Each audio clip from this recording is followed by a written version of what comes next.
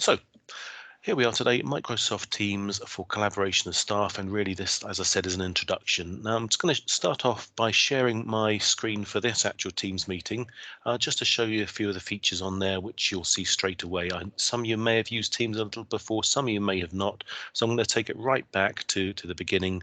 And even if you have used it, hopefully you'll learn some new things today. So first things first, I'm going to share my screen. And just a quick note about screen sharing here. You can either choose to share individual windows, or you can choose to share your desktop screen. Personally, I do tend to choose to share the desktop screen because then you can drag and open whatever you want to, like I just did then. I started off on my desktop and then I opened up the window I wanted you to see. I do suggest this because it can get a little confusing sometimes. If you're choosing to share one open window, sometimes it's hard to know which one's being shared and which one isn't. So a desktop just keeps everything a bit more simple. Now, when you're in a Teams meeting, if you ever move your mouse around, the floating bar appears here in the middle of the screen. Over here, it tells us how long the meeting's been going. And as you've already seen and you've used yourself, you've got the option to turn on and off cameras and your microphone here. The next one is for screen sharing. So when you do choose this, it will give you a variety of choices between choosing your desktop or any other windows you have open. But three dots, this is quite an important thing to know on Microsoft. Generally, whenever they've got extra options and you can't see what you're looking for, look for the three dots. Particularly if you're using Teams on a small device, such as a phone or a tablet, you'll find because there's not so much screen space, they won't have so many options showing immediately. So the three dots there become really useful. So we'll have a quick look in there at some of the things you may be using. Enter full screen. If somebody's sharing their screen with you and you're finding it a little bit difficult to see what's written on there, that's quite a handy one because it will use up your full screen, and so everything will just be that little bit bigger. You've got show background effects. This is a very nice one to use, particularly if you're at home and you've got concerns about privacy. You don't want people seeing inside your house. I'll just demonstrate now. If you press on that one, it brings up a list, a set of pre-made Microsoft backgrounds you can use. You can also download some of your own as well. I can put myself in the classroom of Grange Hill here, for instance. And Microsoft have just announced that they'll be bringing out some more educational themes backgrounds which can be used. So as I said, that's a really nice little feature there to help kind of give privacy. And if you're actually delivering a lesson, you could even change your background to be relevant to what you're talking about. Oh, I've just got a message popped up on our chat here. The chat function is actually really useful. It's another nice feature which we were going to come to in a moment, but we'll jump onto it now since Liz has popped in to say hello. So Liz, not to worry at all. So the chat feature is a great little feature here of Microsoft Teams. When you're having a meeting with fellow staff members or with children, you can actually have in-meeting chat going on as well. So if somebody wants to raise a point or have a question, they can pop it into here. Also, if we have a look down here, one thing I would encourage you to use on any sort of chat function or posting function on Microsoft Teams is the format button, because that suddenly gives you more options, like a mini word processor there, and of course there are three dots with a load more stuff in it. Also in the chat section here, you can put attached documents in there. So again, if you're collaborating with staff in a meeting and you want to share a document and everyone to have their own copy, you can simply attach it in there. Similarly, you can also pop web links in there as well. If there's a website you want everyone to see what you're working on and have access to it too. So a chat function is really useful. We will have time for questions and answers at the end, but if anything comes up during the meeting today, please do feel free to pop something in here and we can address it at the end, or at the end we can unmute microphones and we can also equally well use it right there at the end as well. So just the other little bits here in our three dots, I've just shown you background effect. We have got closed captions. Oh, welcome along Victoria as well. Victoria, if you wouldn't mind just clicking on your camera icon here to turn that one off, and as I said, we'll just talk about that in a moment as to why it's quite a useful thing. So other little bits and pieces we had here, closed captions, which can be used, and we have keypad, which isn't probably something you'll use, and stop recording here. And oh, Elizabeth, welcome along too. Elizabeth, if you wouldn't mind just moving your mouse around, you'll see a little floating bar appears in the middle here. If you can turn your camera off, please. And I'll just explain why we do that momentarily. So the recording function is really useful as well. Just like we've done today, if you're having any staff training or staff meetings and you want other people to be able to access it later on, This is great. You can press start recording as I did earlier, and then when of course it finishes, you stop recording, and what will happen is a copy of your video will be uploaded to Microsoft Stream, which is part of your package of Office 365 stuff, just like Teams and your email, Outlook, your calendar, and so on. And that will actually be stored on there. It's a little bit like an internal YouTube. So it'll be stored on there, so anyone in your organization, if you allow them to, can access it. And it also means, particularly if you're recording lessons of children, for instance, which I would advise is something you should definitely do. It also means you're not recording any of that stuff onto any of your own devices. So you've got no worries about safeguarding and storing images or voices of your children, of your class. So that's the three dots and what we'd mainly use. Jumping along now, we've got the raise your hand. Again, one of the things here is, which is tricky getting used to is online meetings and online teaching, is the etiquette really. So I did ask at the beginning about turning off microphones and cameras. A couple of reasons for this. One of them is that some people might have a very poor internet connection where they are, or they might be working over a dongle from their telephone. You know, there's all sorts of things they might have, or issues they might have. If you turn off the video, that means that Microsoft Teams is carrying less data across the internet. And if it's less data and somebody's got a poor connection, then they should get the best experience of it. Equally well, if you're onto a colleague and they're finding they're having a really bad experience with the video call, advise them to turn off the video so it's just audio, because again, the internet then is again carrying less data and they'll get a better audio experience of it. So the raise your hand feature here was added in a couple of weeks ago. The idea being that if somebody's presenting, as I am today, if you want somebody to be able to sort of interject while you're talking, this is a really useful thing.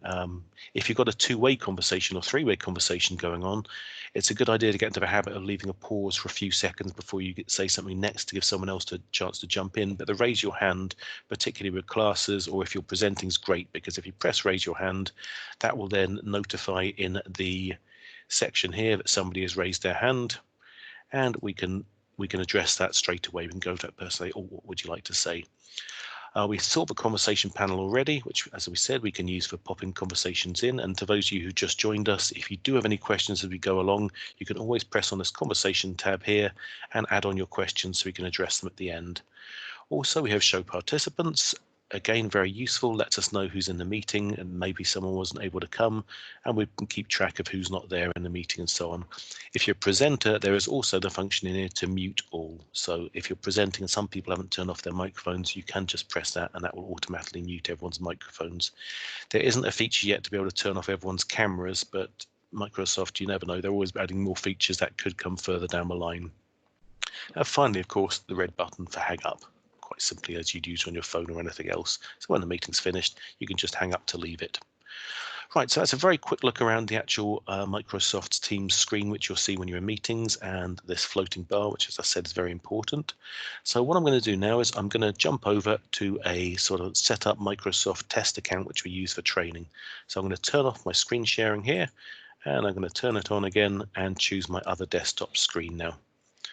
If you're ever not sure about whether or not your screen is being shared when you're presenting, the way to know is Microsoft Teams will make a red outline around the whole screen, so you know for sure which screen is being shared and which isn't. Right, so first things first, as I said, I wanted to keep things really, really basic today, take it right back, because I appreciate a lot of people have never touched Microsoft Teams before. It's a whole new environment for them. So one of the first things is just how we actually get into it. Now, there's various ways in.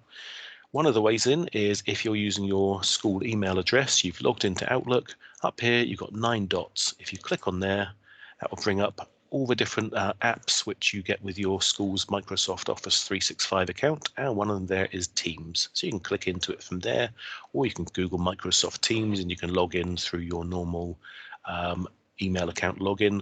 Or if you open up Office 365 like this, again, it lists the different apps you've got available to you, and again, you can click into Teams there.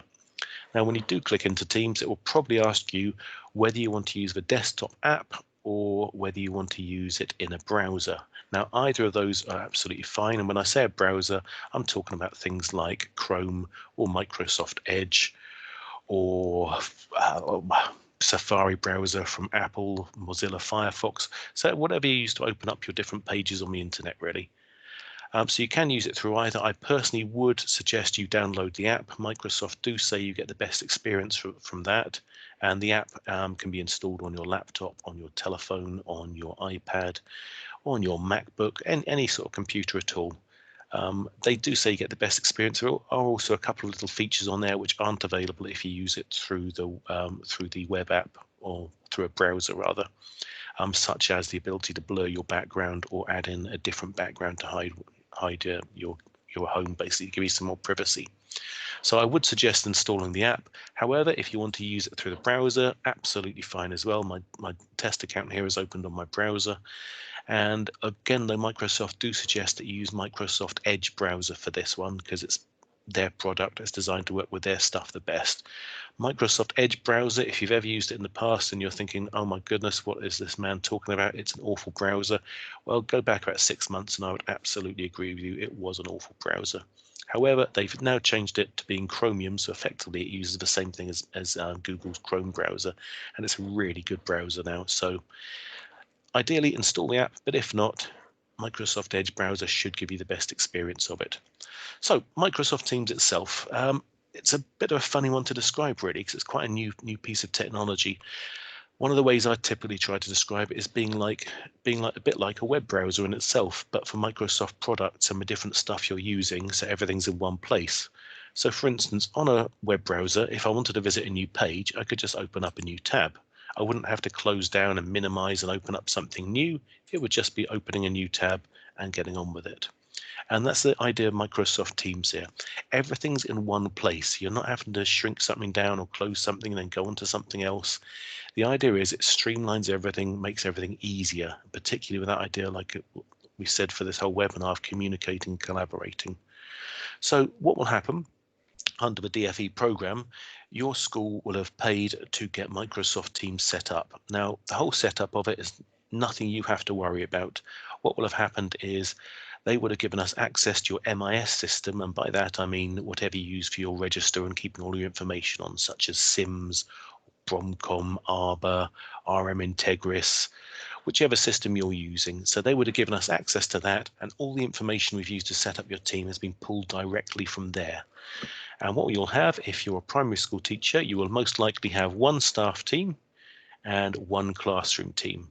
If you are involved in teaching a few different classes in a school, like on this one here, you've got three different class teams here, or if you're a secondary school teacher, being a subject specialist, you are most likely to have quite a few teams because you're teaching many children across different year groups. And so each separate group of people would have its own team, one for staff and teams for every individual class. Okay. Now, we'll have a quick look down the navigation here. So we'll have a look down the side first of all. Again, we've got those 9 dots. So just like I showed you on Outlook, you can still get to other apps and things from here. But I'll just come back out of there. Then we've got these things down the side, which Microsoft call charms. Not quite sure why, but they don't look that charming to be honest. But that's what they call them. So the top one here is activity.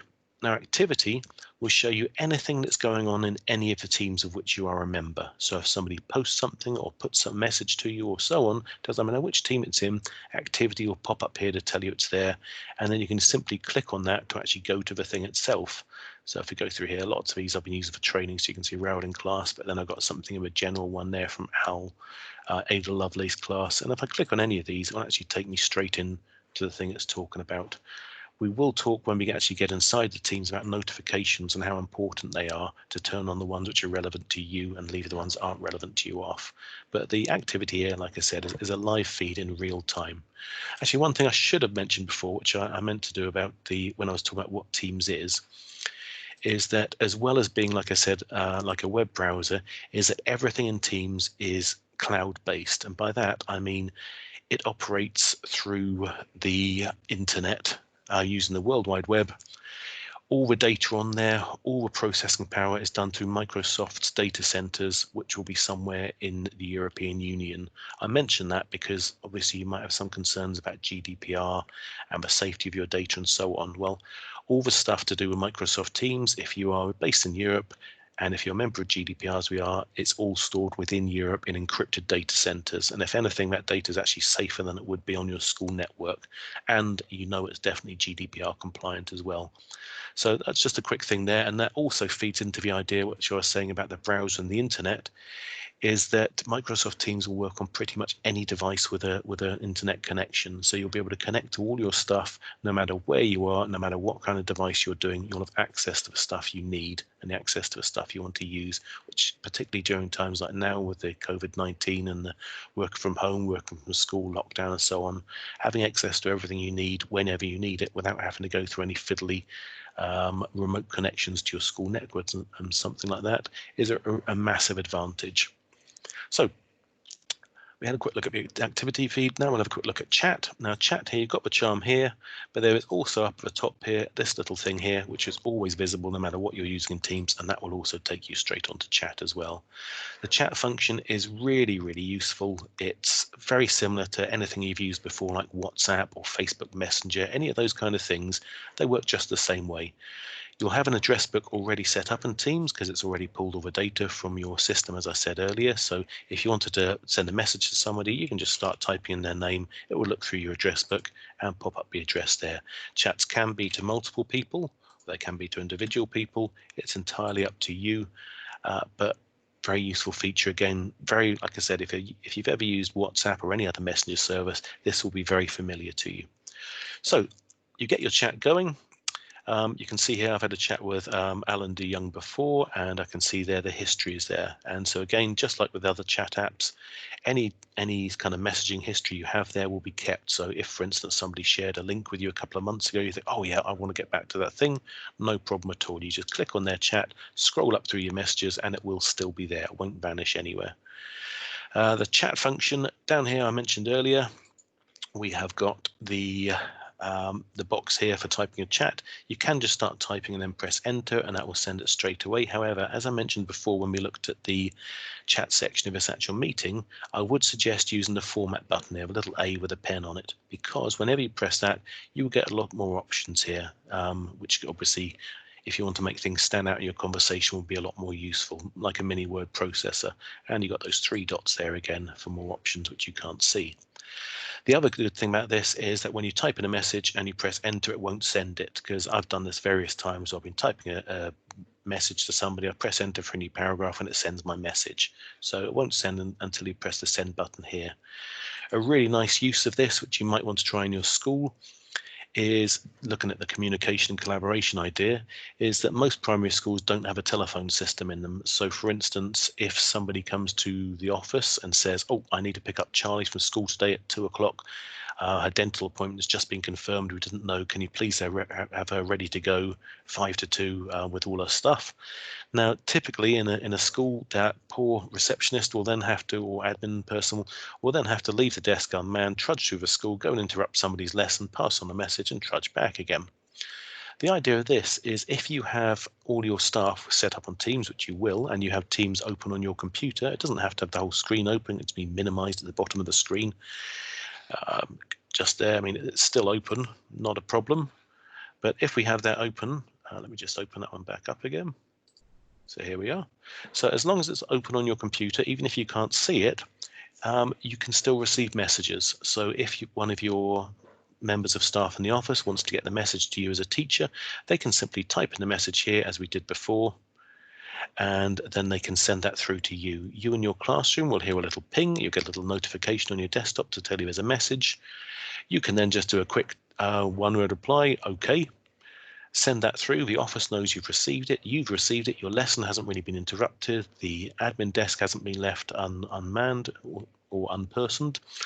So it's a really nice little feature there. Equally well, maybe you're in a 3-form entry primary school and you and your colleagues in your own classes are all teaching the same topic at the same time in the afternoon. During a lesson, somebody comes up with a great idea and you think, oh, we didn't think about that in our planning, I'd like to share this with my colleagues. Again, rather than having to leave your class and so on, visit the other class or send out a runner, you could ping a message straight across to your colleagues. Again, they'd hear a little audible ping, they'd see a message pop up, they got something, they could see that. And so without having to interrupt the lessons or leave classrooms, you'd be able to get that message through to your colleagues. Okay, chat is a great little function.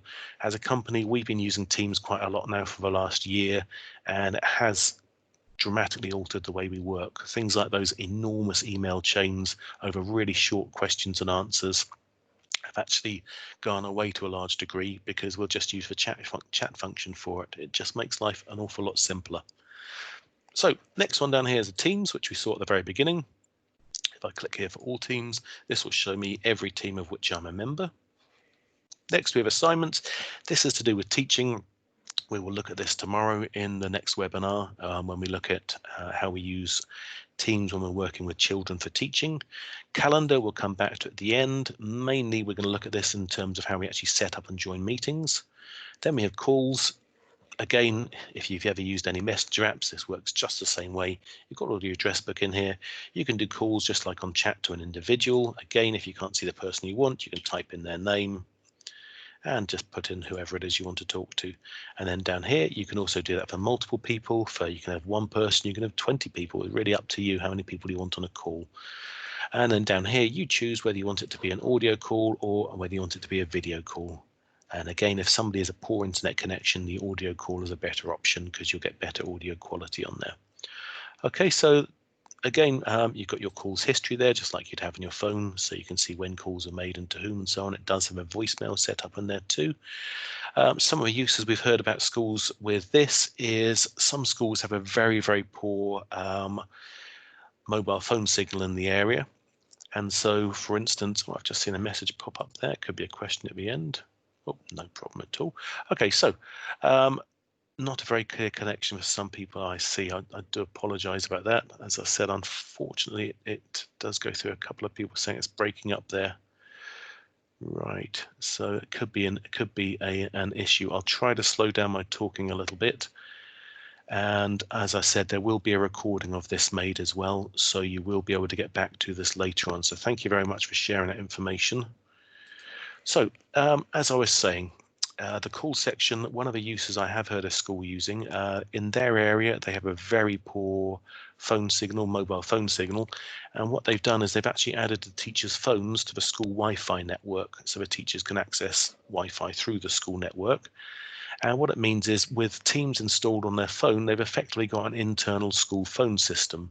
And so, for instance, if they're out on the playground or out on the field at break time and a child fell and had a nasty accident, as they unfortunately do from time to time, and they've needed to get some help urgently, they've been able to use their phone using Microsoft Teams to call through to the office, to ask for help, to ask for the ambulance to be called if needs be, and so on.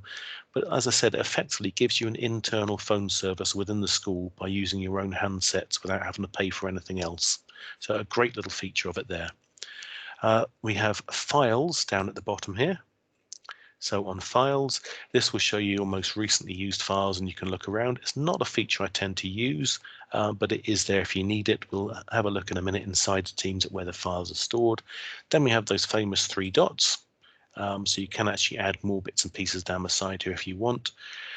We tend to advise you to really lay off adding extra bits and pieces till you're really comfortable with Teams, simply because the idea is if you keep it simple, it's a lot more useful. The more clutter you put in it, the more difficult it is to access things, the more it turns people off from using it. So try to keep it simple. Got a few more features down here, more apps you can choose, the help button, and this one here to download the desktop app. So if ever you're using it in the browser, you think, I want the desktop app, you can just click there. Right, so what we're going to do now is we are going to pop into a team. So when you get your brand new staff team, we've got another message popped up there. How does it fit in with GDPR and stuff? Okay, I'll come back to that question at the end. Thanks for popping that up. Any more questions, please do keep popping them in there.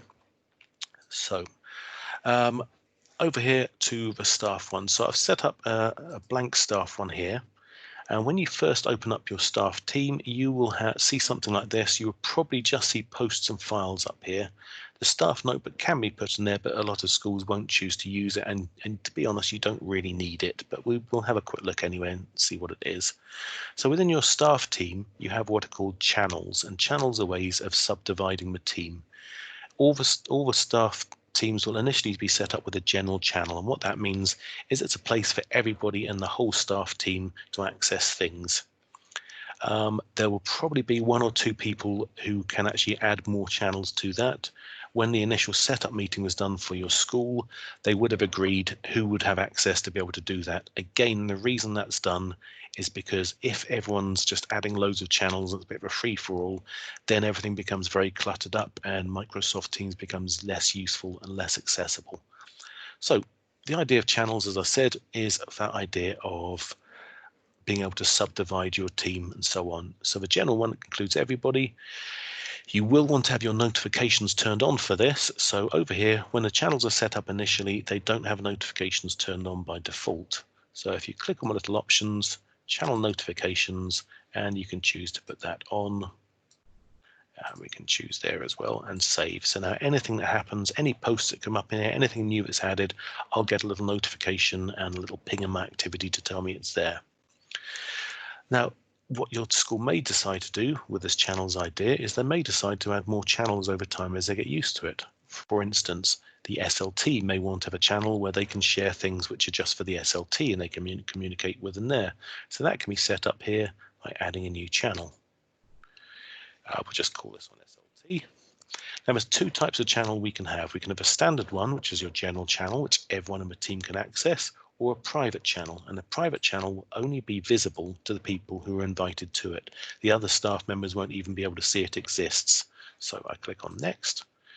And now I can actually add the staff who I want in there. So I put in our school principal, and let's put in one of the teachers, add that, and I'm going to click done now.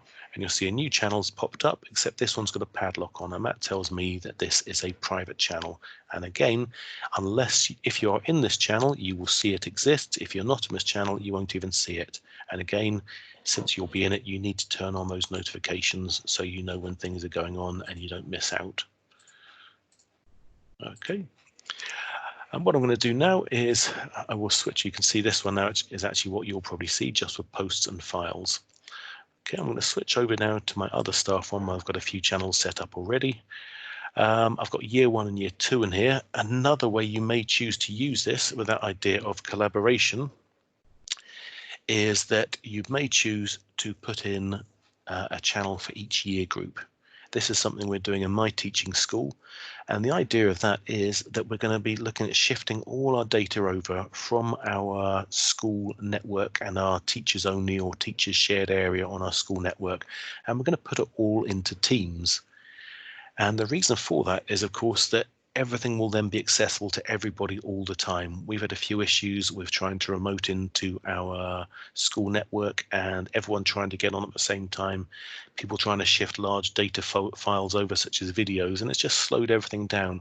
Whereas if we put everything on here, everything's accessible to everybody all the time, no matter where they are. It doesn't put any pressure on the school network. The other advantages of that are that all their information on there will be safely stored. So if something went wrong with the school network, if there was unfortunately something like a ransomware attack, which unfortunately are becoming more common and the school network's locked up, your data would still be all here safe on the cloud. As I did say, it's all GDPR compliant on the cloud because it's stored within the European Union. They're encrypted servers, and Microsoft does keep copies of this over 2 or 3 servers. So even if one server center went down, your information would still be stored and backed up elsewhere. Also, of course, it means no more messing about with USB drives, which you shouldn't really be using anyway, and USB hard drives. And it also means as well that sometimes you might have a copy of your work on a USB drive, a copy in the school, you're not sure which one's the newest one. If everything's stored on here, everything will always be the newest version. Now, the idea of putting these one in here is that we added more channels for each year group. So I'll put in one for year 3 now, and I'll leave that as a standard channel. What that means is that, already taken out, it's because I deleted that one. I'll put in year 6 instead. So what that means is that anybody can have a look into that channel. So for instance, if the SLT wanted to go through planning with you or see what was going on, it'd be just like your school shared drive. What you would need to do though is make sure that you only turn on the notifications for the channel of which you're a member. Otherwise you'll be getting all their notifications coming up for you too, which is obviously quite annoying if it doesn't apply to you. And as we've seen before, the 3 dots, channel notifications, turn them on for us. And if I'm a year 1 teacher, I'd leave them off for year 6 because I don't need to know about their stuff. So what we'll do now is we'll look inside a channel and we'll have a quick look at what's going on up here. Okay, general channel. So the post section, and each section has its own post section, has its own file section, and so on. So in the post section, this is somewhere which is a bit like a notice board. Anytime you want something to go out to all the people in the channel, you put a post up here and it will instantly appear on their screens. So for instance, as I've done on the previous ones on this, I'm going to use a little A for formatting so I get more options. On the posts, if you do use that A for formatting, it does allow you to put a title in there which will be bold and will stand out more. So I might put on there, new parents visiting at 2 p.m. today. So if I want to put out a reminder to all the children, all the teachers that we have got parents in schools, just to be aware of that, I can ping that out there. Oops, I need to put a message in there. We will be visiting all classrooms. Okay, so I can send that message out now, and that will now go out to all the staff in the school. They'll get a little ping, a notification, a little red circle here on activity to tell them there's a new post, and they can reply to it down here. So for instance, if they said, my student has, an OBS at 2:30, you can just post that in there, so whoever's bringing the parents around or whatever knows, maybe to avoid that class at that time so they're not interrupting. Okay, so a really, really useful feature, particularly when things come in last minute, or if there's important things which you need to just give people an extra nudge to let them know are going on. So that's how the posts area works. And just like on the chat stuff we saw before, you can put in web links in there, you can attach documents, you also got GIFs and stickers and all sorts of other stuff down here. So very, very useful feature. Next, we have the files area. Now the files area is effectively like a file storage area on your school network, except it's stored in the cloud. Now this is actually a link to the SharePoint. The SharePoint is like an organization shared area on the cloud. And that's what it looks like on the SharePoint side of it, but you don't need to go into that because it's already here inside your team. Typical things this is used for, as you can see here, I've created folders for governors meetings, policies, staff meetings and so on. And the advantage of putting things in here, as I was saying earlier, is everything is there in real time. So if you've got new policies going out, you don't need to worry about old policies being stored on the server and then somebody's got another copy somewhere else. If your policies are all here, when you delete them or update them, they are there in the cloud in real time for everybody. Equally well, staff meetings, governors minutes and so on. Again, a nice feature about this is everything is all in one place. You know where it is, everyone knows where it is, everyone knows it's the current version and everyone can access it as long as they have an internet connection from anywhere. It's quite easy to put new things into here. You've got your new bit here, you can put in a new folder. Let's just put use of policies. Okay, straight away the folder's created for everybody. And if you want to put new documents in there, open up your folder. You can simply drag and drop files from your computer straight into here and it will upload them. And you can also create new features actually in here. So if I go to new again, all these web versions of the Microsoft apps are here to be used. So if I want to make a Word document, I'll just quite a test. What will happen? Straight away it will open up Word within Teams. So again, we come back to that idea of not having to jump around between different apps and close windows and shrink things. Everything's here within Teams. Now this is the web version of Word. It doesn't have quite as many features as the full installed app. However, it does have more than enough stuff for most of us to do with everything we want to do. Other little advantages of this are that you don't need to save it. It will automatically back up every few seconds. So if you had a disaster and the computer shut down, a power cut, your internet suddenly went, you're not going to lose all your work. It's been backed up continuously. That's why if you look in File here, you don't see a save option. There is a save as option if you wanted to download it or rename it, but this will automatically back it up and saving all the time.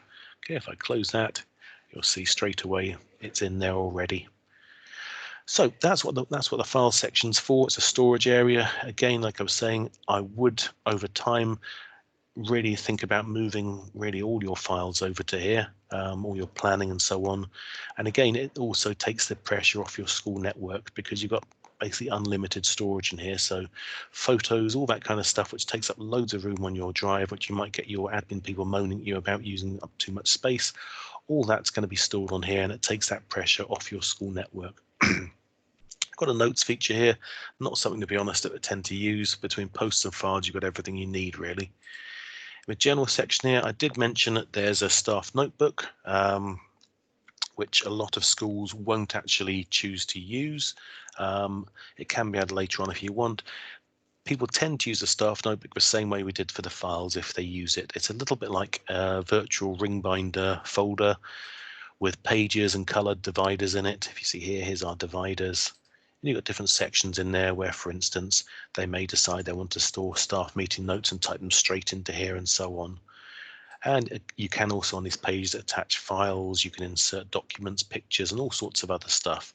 But most schools choose not to actually activate this. But as I said, if your school does want to do it, they will be able to add it up here, where you see the little plus symbol for adding in more tabs at the top here. And these tabs are for different apps which are available. You've got all the Microsoft ones here, and then you've got loads of third-party apps as well, which can be used to go in there too. So lots of different stuff. But again, you'll probably only have 1 or 2 people in the school who actually have the editing rights to be able to do this. Again, come back to the idea, keep it simple, keep it clean, and it tends to work a lot better and be a lot more useful to everybody. So that's a little look around inside our teams, which have channels inside them, and that idea of the importance of turning on notifications for the teams which are relevant to you. So now we're going to have a quick look over here at the calendar. Calendar is over here, and on here, this is exactly the same calendar which you will see on your Microsoft Outlook. Okay, so on here, anything which is on your Outlook calendar will also pop up in here. It looks a little bit different, but it is exactly the same thing. It's all synced across the Microsoft products. So if you wanted to set, generally what you will use this for in Teams is setting up a meeting. So we've got the Meet Now option up here, not something you're going to tend to be using. If it's just for a few people, you can just use the call function for that, to be quite honest, and add them in on a call. So the new meeting, you can either click on that to bring up the meeting window, or you can go into your calendar and simply click on the date and time you want it. So if I wanted to put in one today for 2 o'clock, I can just click on there, 2 o'clock Thursday. It brings me to the same window, except it's already put in the date and time I'm going to use. Add in your title, a test meeting. Add in your required attendees. Now this is a bit, if it's for a few people, you can just start typing in their names like we've done before, and it'll pull up their names from the address book. However, if it was to a big group of people, you could actually add in a channel. So if it was for your private channel, for your SLT, for instance, you could add your SLT channel here. So if I go to Ada Lovelace, oops, wrong one, that was the class. If I go into my staff one, here we are, here's the channels I can send it out to at the moment. I could put a general one, and that would now send an invitation to every staff member in the whole school. Add a location, not something we'll generally need, unless of course you're doing a meeting between staff in school and at home at the same time. So I type in there, ICT suite. And that just, of course, lets the school staff in school know where they physically need to go. Then you've got the area here for details. Again, that kind of simple word processor look we've seen on so many things already. And you could maybe put down the agenda for the meeting here. So once that's all ready to go, we can just press send. That will now send out an invitation to everybody you've asked it to. You can see it's come up there already. And then if you actually want to get into one of these meetings, if you're not sure about that, again, the calendar is the easiest way in. Sometimes you might get sent an invitation for something on an email, you press accept and then the email vanishes and you think, where did that go? Well, it goes to your calendar. So if I wanted to, for instance, go into here and I wanted to join a meeting, I can just open up a calendar entry and then press on join, and that will bring me straight into that meeting. Right, I think that I've bombarded you with a huge amount of information there in a very short space of time. So what we're going to do now is I'm going to go over to some of the questions we've been asked. Great to see that a lot of you have been using this function already. So well done for that, pat on the back. So I'm going to start addressing these now. When I've addressed these ones, if you do have more questions, please type them in, or when I've finished here, unmute your microphone and we can have a little chat about that. So how does this fit in with GDPR and the staff not having their phones with them during the school day? Governor question. Well, that really comes down to your own school. Some schools do have a policy that you're not allowed to have your phone with you, you have to lock them away. Others do allow you to have them. So that would be on an individual school to school basis. Equally well, I mean, if the school did have their own set of cheap mobile phones, that is something they could look into, but that really is down to individual schools. We've got one here. When you use the app version of Word Excel, is there a way to click the back button if you made a mistake on a document? For example, if I was sorting lots of data in Excel and I thought I'd done something wrong, can I click back to undo what I've done? Or is it too late? Latest version's already saved. It's not too late, no, because as soon as you press the back button, it's going to update itself again and save that as the latest version. It continually goes through it. If we have a quick look, actually, we'll just go into one of our teams now and go into the files area. And let's just have a quick look at something. So I'll put Nexo1 in there, completely random name, and just wait for it to come up. Yep, here we are. So we've got the back button there.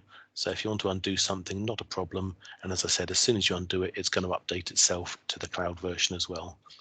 I've got one from Liz here. Do the contacts of Office 365 come into Teams?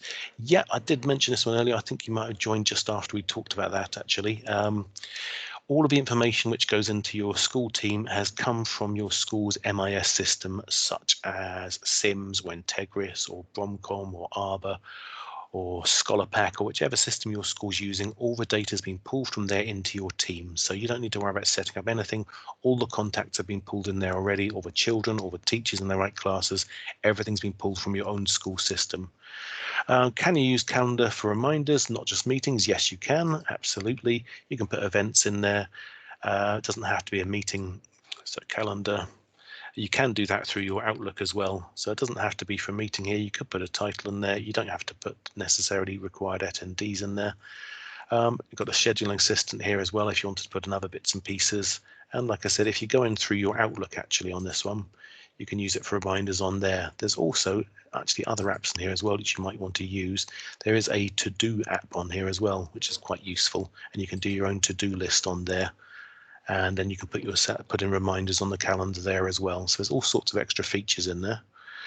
I think that has dealt with the questions. Let me just check if there's any further up. Yeah, I think that's the questions so far. So if you do have any more questions, please feel free to fire away. If you want to unmute your microphone to ask your voice, do so. If you want to use the conversation part, you can put one more in there. I'm going to go quiet now. If you do want to leave now, go and get yourself a nice cup of coffee or tea and put your feet up and rest your brain for a little bit. I don't blame you. In fact, what I will do while I'm quiet, I'm going to just get a link here for the for where you can actually watch a version of this webinar back as well. So let me just open up that one and I'll show you what it looks like. And I'm going to put this link now into our conversation so you can copy this and keep it as well. So I'll just go back over to our meeting and this I'm pasting in now. If you click on that link, it will take you to here. Now what this has, it has the dates and the links to be able to get onto more of these webinars.